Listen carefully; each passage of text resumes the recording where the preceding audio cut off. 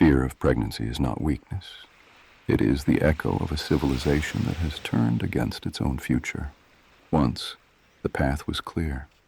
A woman married young, began her family, and though life was not without hardship, she had security. Her role was honored, her children were her strength, and her family was her refuge. Behind her stood not only a husband, but a clan, brothers, sisters, uncles, a whole fortress of blood. In that fortress there was power, continuity, and trust. But today the fortress has been dismantled. The woman who thinks of motherhood does not see stability. She sees the possibility of being abandoned, raising a child alone, juggling work and survival, while the man disappears into indifference. The state offers little comfort. The culture offers none. Instead, the culture whispers a different script. Stay independent, travel, freeze time, children later, or not at all. This is not freedom, it is design. Because when the family collapses, the individual becomes isolated. And the isolated individual is easy to control, easy to distract, easy to consume. Where once you had 10 siblings and uncles to defend you, now you stand alone, scrolling, dependent on systems that profit from your solitude. Tokophobia, the fear of pregnancy, is not madness, it is lucidity. It is the psyche recognizing that to bring life into this fractured world is to risk drowning without support. The irony is sharp. Centuries ago, governments and empires needed births. 8 children meant 8 workers, 8 soldiers, 8 heirs to keep the machine alive. Today, the opposite is true. The system does not want large families. It wants small units, or none at all, because large families create loyalty among themselves, and loyalty breeds independence from the state.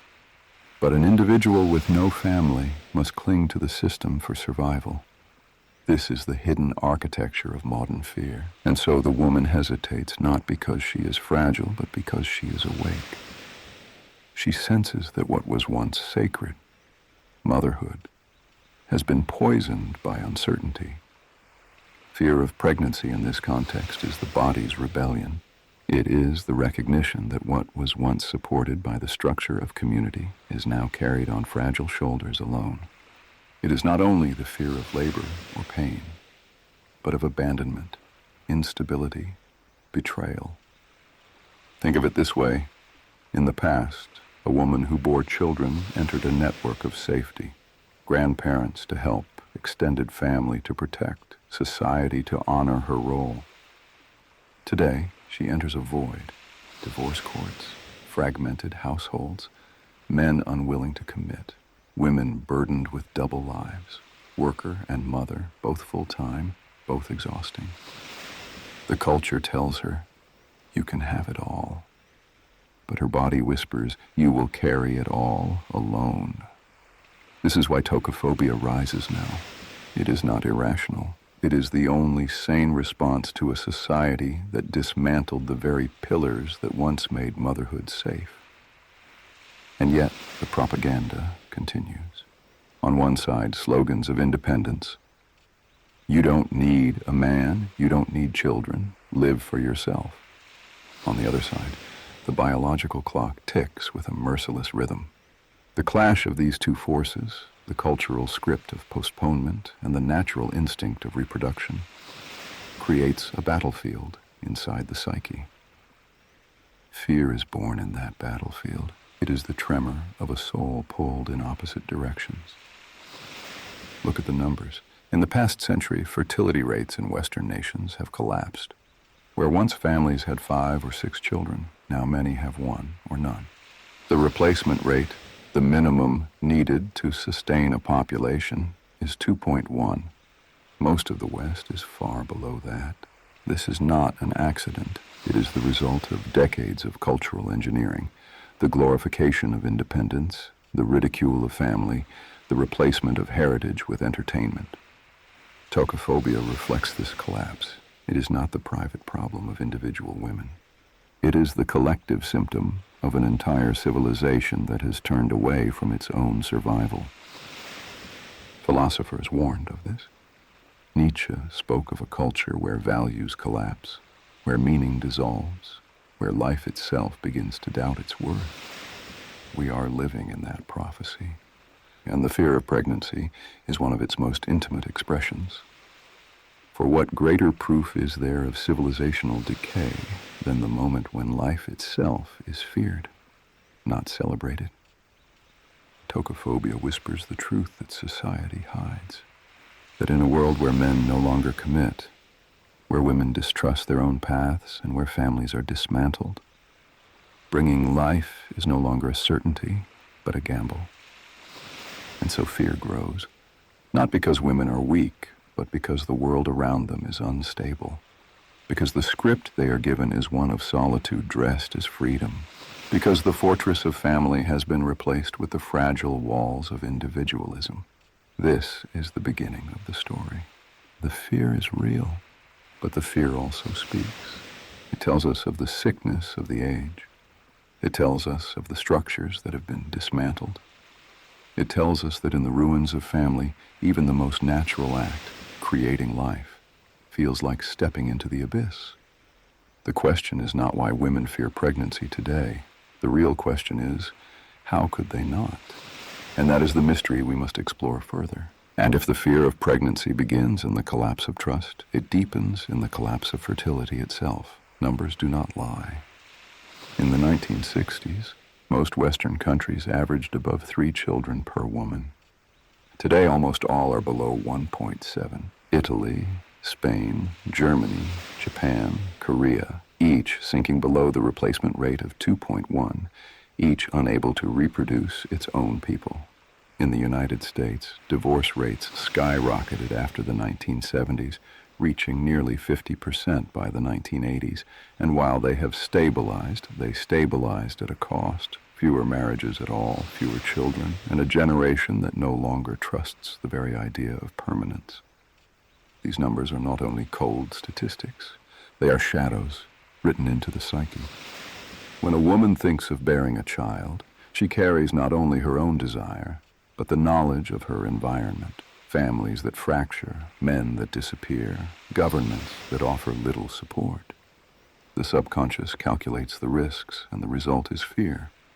Yet there is another layer, one rarely spoken of, but felt in every body. Biological fertility itself has weakened.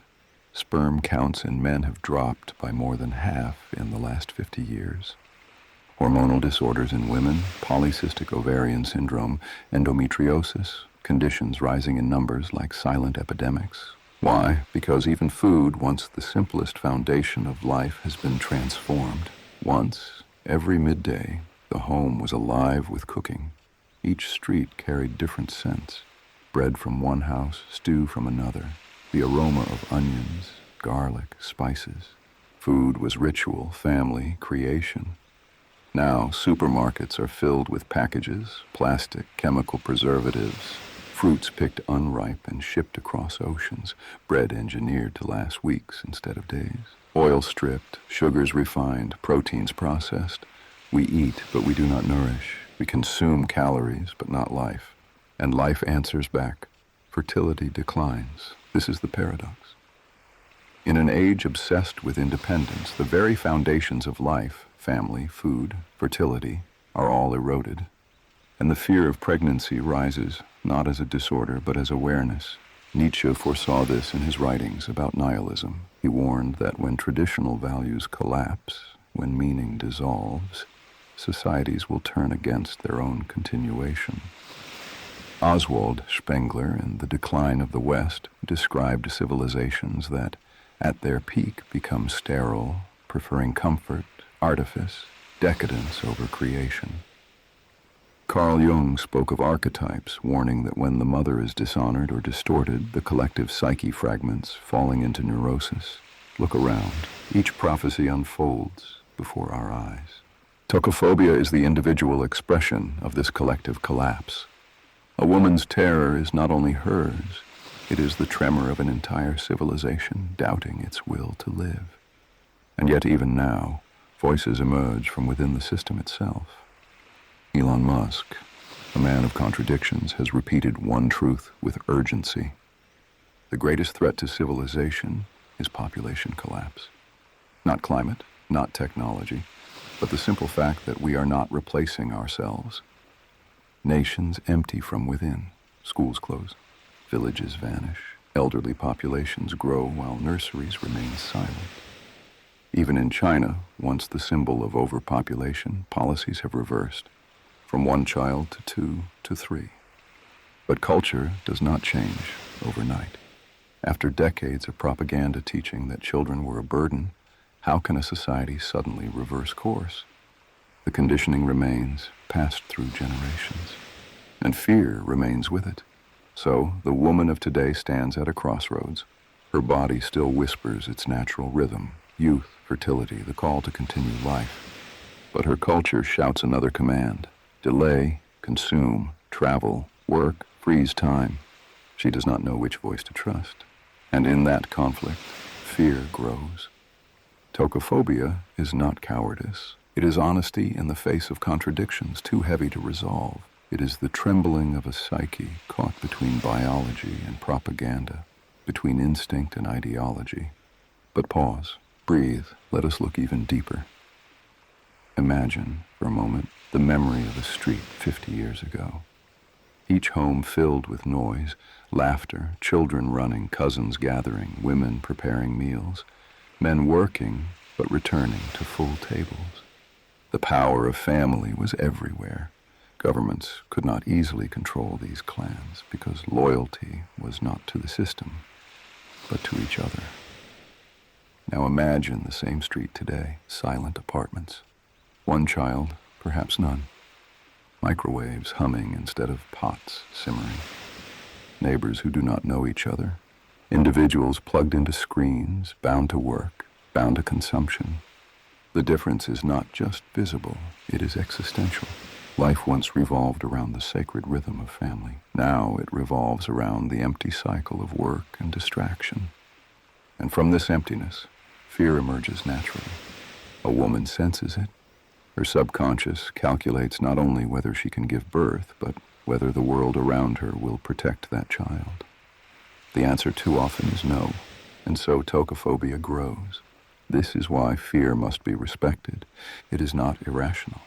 It is a mirror. It shows us that something essential has been lost.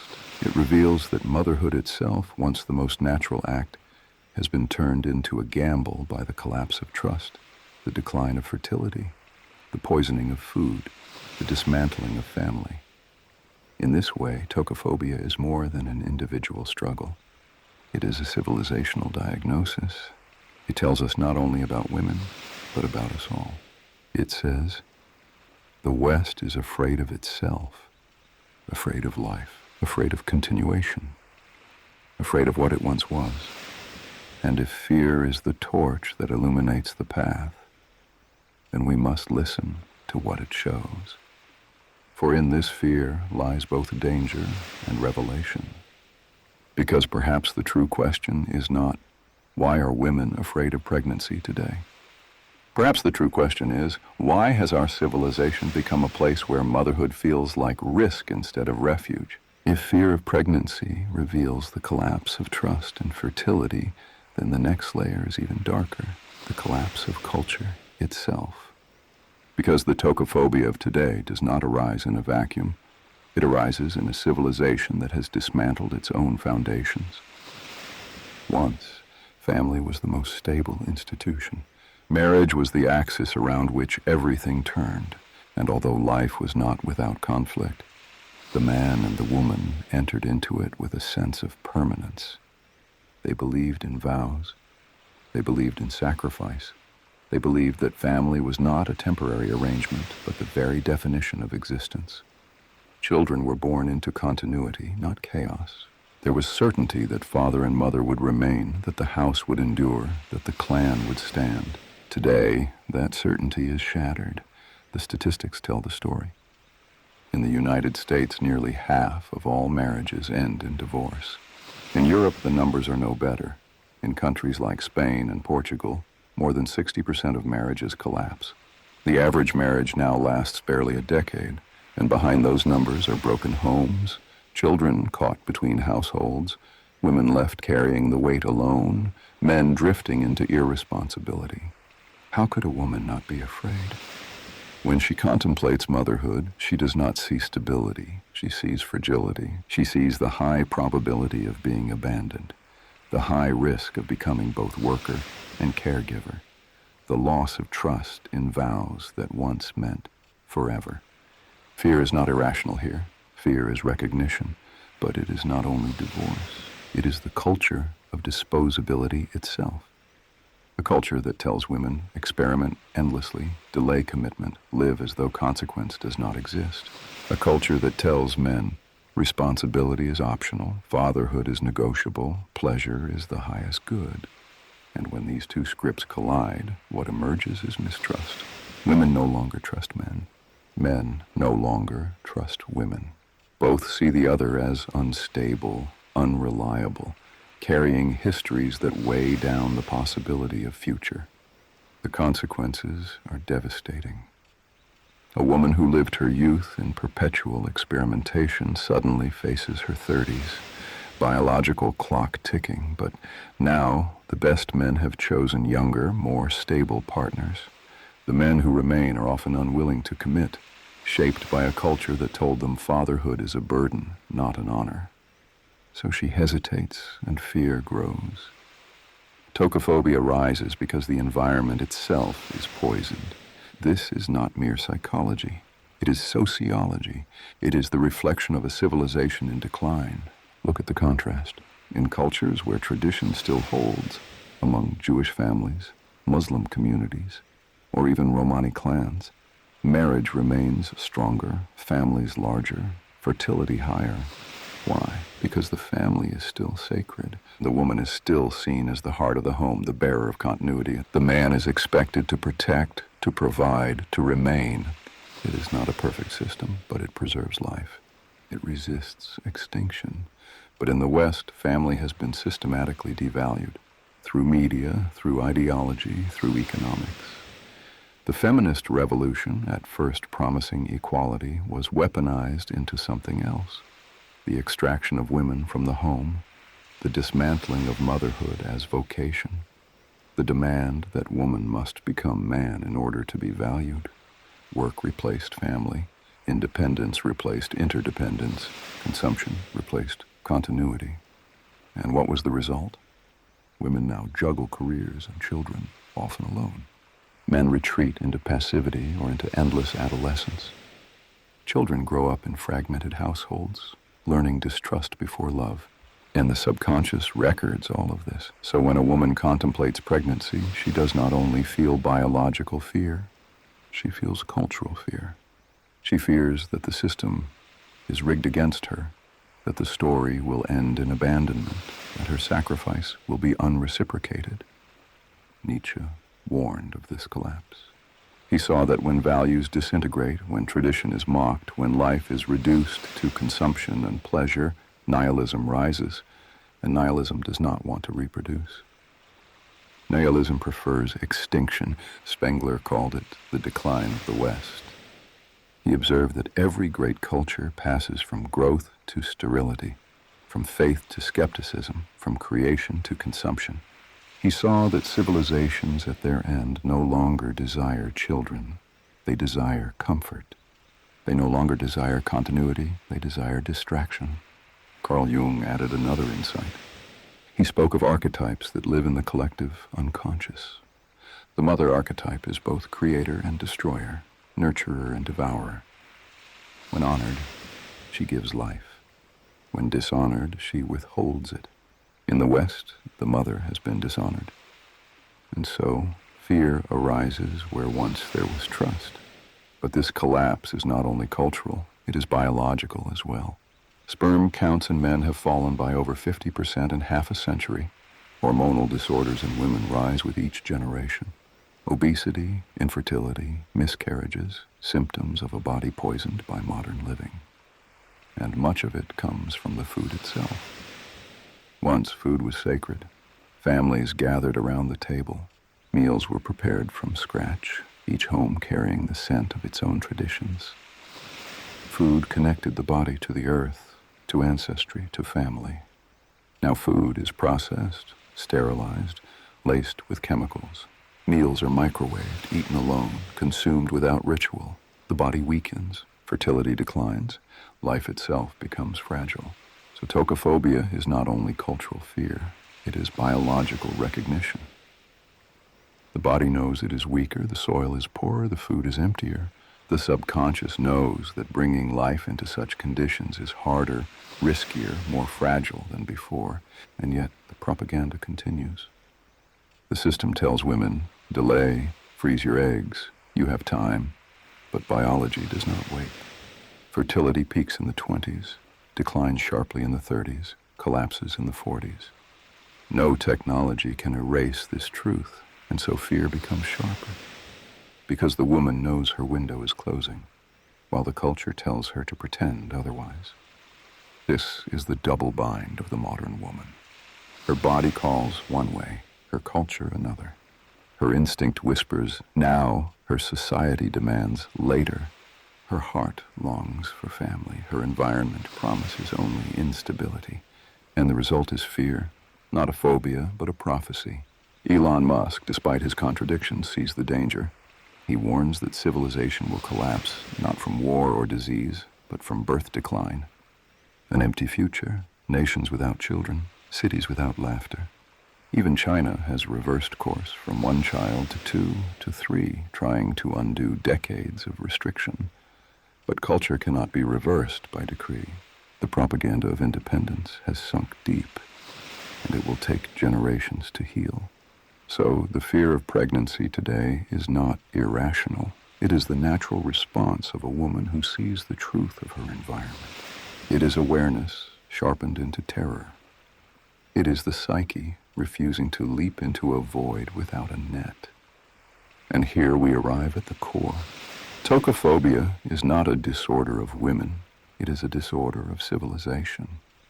It is the silent scream of a culture that has lost faith in itself. It is the reflection of a West that doubts its own survival. The woman trembles because the world around her trembles. She hesitates because her society has no foundation. She fears because her culture whispers extinction, while her biology whispers life. And so the question becomes larger. Will this civilization choose to live or to die? Will it choose to honor the family again or to dissolve into isolation? Will it choose continuity or extinction? Fear shows us the stakes, and in that fear lies both warning and wisdom. Pause, breathe, reflect, because the woman who hesitates is not weak. She is the mirror of us all. There is always a price, and it is never paid only by the woman or the man. The deepest cost of a broken culture is carried by the children. The woman who hesitates to become a mother often sees this clearly. She imagines her child not only hungry or tired, but wounded in spirit, growing in a home without stability, raised between silence and screens, clinging to material objects instead of the warmth of a family. A child without father or clan does not grow neutral. He grows marked by absence. The absence becomes mistrust. Mistrust becomes trauma. And the trauma becomes an inheritance passed invisibly from one generation to the next. When a society normalizes absence, when divorce becomes default, when homes are fragmented, children learn that love cannot be trusted. They grow into adults who doubt commitment, who repeat the cycle of instability. The system thrives in this emptiness because a traumatized individual does not turn to family for refuge. He turns to consumption, to entertainment, to digital distraction. The child who never knew a full table grows into the adult who fills the void with things. This is why the fear of pregnancy today is not hysteria, it is foresight. The woman who fears is not only afraid for herself, she is afraid for the soul of her child. She knows that to bring life into an unstable world is to risk creating another wounded spirit, another fragile being caught in the machinery of social engineering. Because yes, let us name it, this is social engineering. These are not random accidents of history. They are designs carried out by institutions, think tanks, and powerful families with a clear agenda. The Tavistock Institute in London, for example, specialized in shaping mass psychology, studying how entire populations could be redirected without knowing it. Families like the Rockefellers funded initiatives that promoted certain forms of feminism, not to empower women truly, but to restructure society, removing women from the home, dissolving the clan, creating a double workforce, doubling the taxable base, and leaving children to be raised by institutions instead of mothers. This was not conspiracy theory, but policy. Decades of programs, slogans, liberations, carefully framed to look like progress while they eroded the natural refuge of the family. And today we live in the harvest of those seeds. Women independent but alone, men detached, drifting, unwilling to commit, children growing in fractured worlds, bonded more to algorithms than to blood. Look at the data. Fertility rates across Europe: Italy 1.2, Spain 1.3, Germany 1.4. The United States now hovers at 1.6, far below replacement. Divorce rates remain among the highest in history. In nations like South Korea, fertility has collapsed to 0.7, the lowest ever recorded. At such numbers, extinction is not a metaphor, it is mathematics. Meanwhile, the voices of power begin to shift tone. Elon Musk warns of population collapse. Even China, after decades of enforcing one-child policies, now urges families to have 3. But culture does not obey sudden decrees. When the psyche of a people has been taught for generations to avoid family, to seek independence over continuity, to mistrust commitment, the reversal takes centuries. Fear does not vanish by law. The woman feels this weight in her own body. She is told to freeze her eggs, to delay, to wait for stability. But stability never comes, and biology does not wait. By the time the culture whispers, now, her body whispers, too late. And this is the cruelest fracture of all. The tragedy is not only demographic, it is spiritual. When a generation fears to reproduce, it is not simply afraid of children, it is afraid of itself. It doubts its worth, it doubts its continuity, it doubts its ability to carry meaning into the future. Tokophobia becomes not just a private fear, but the mirror of an entire civilization that has lost faith in its own survival. Spengler wrote that civilizations die not with war, but with exhaustion, when the will to continue vanishes. Jung would add that when the archetype of the mother is dishonored, the psyche collapses into shadow. Nietzsche foresaw the nihilism of a culture that no longer believes in life itself. And Musk, in our own time, names it without poetry: collapse by population decline. The pieces connect. The woman's fear is not isolated. It is a thread in the tapestry of decline. It is the private symptom of a public design. And behind the design, there are names, institutions, strategies, social engineering as deliberate as architecture. Pause, reflect. What is more radical than convincing a species not to reproduce? What is more powerful than replacing family loyalty with loyalty to the system? What is more effective than turning children into clients of the market, rather than heirs of blood? The woman senses this, even if she cannot name it. Her tokophobia is not madness, it is her intuition resisting the lie. She knows that the world she inhabits is not safe for children because it was not meant to be.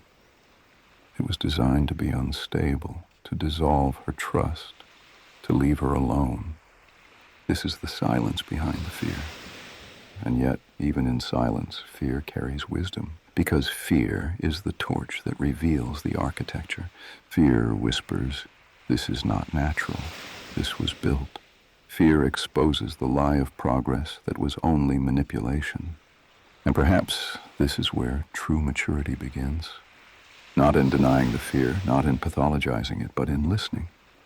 In hearing what the fear reveals about the age we live in asking the forbidden question, who benefits from a world without families? And why are we so obedient to scripts that lead us toward extinction? The answer is uncomfortable. But philosophy is not meant to soothe, it is meant to unveil. And what is unveiled here is a system that has turned life against itself. The woman who fears pregnancy today is not only protecting herself, she is carrying the intuition of history. She is the vessel of a civilizational doubt. And in that trembling lies both tragedy and prophecy. For if fear is listened to, it can guide, it can become clarity, it can become resistance. And in resistance, there is still the seed of renewal. Roche, Sauvage. Doesn't speak to everyone. Only to those who feel.